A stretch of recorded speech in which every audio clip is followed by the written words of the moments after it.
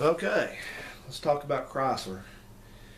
Uh, Even though I own several old Chryslers, I don't have much good to say about the newer ones. Uh, I don't. I guess it's not that I have anything personal against them, but they have, you know, they've been a third tier automaker through the late '90s and early 2000s, and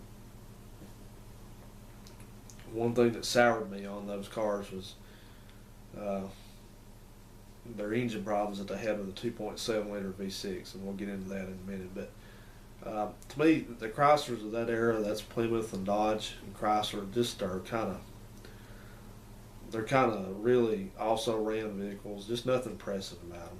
And had a little neon, which I've seen a lot of neons run a lot of high mileage, but the early ones had head gasket problems, so that's something to keep in mind. And also, they're an interference engine, so you have to have a timing belt kept on them. But you can buy a lot of those, like you can buy a fairly newer model. What is that one? It's not Intrepid. It's the one below that. Sebring or stuff like that. Those things are everywhere, man. And some of the Sebrings had a Chrysler engine in them, and like the coupes and the convertibles, I think, had a Mitsubishi engine in them. And Mitsubishi engines, we'll touch on that in another segment, but they had their own problems. So I don't know. I don't think I'd ever recommend buying any used Chrysler at all. They just don't impress me whatsoever.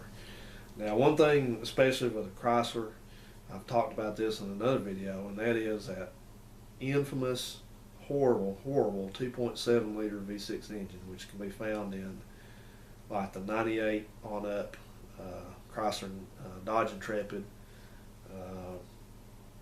Let's see, what else was that? I think they were in some Sebrings and stuff like that. Anything with a 2.7 liter V6 engine in them, I don't care what kind of deal they want to make you. I don't care what the seller says, what he's had done to it. I don't care. Run as far as you can.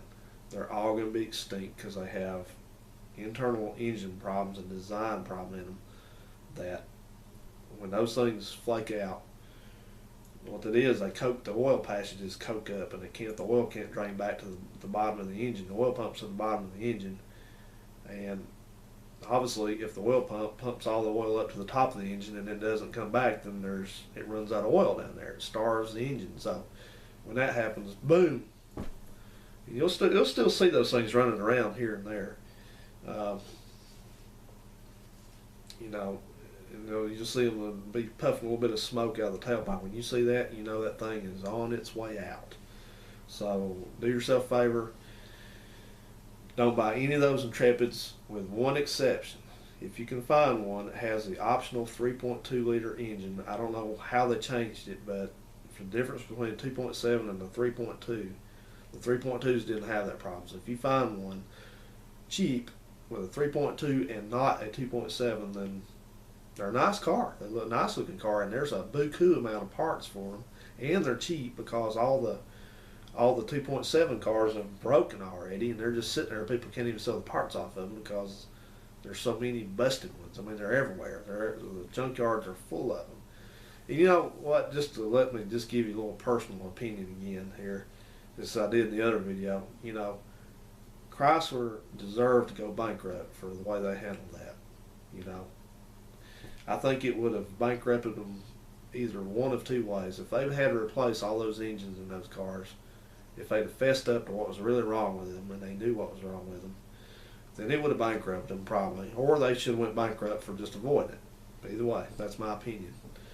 So, don't buy one of those. Don't buy one of those. If you can find a 3.2 liter Intrepid, they're okay.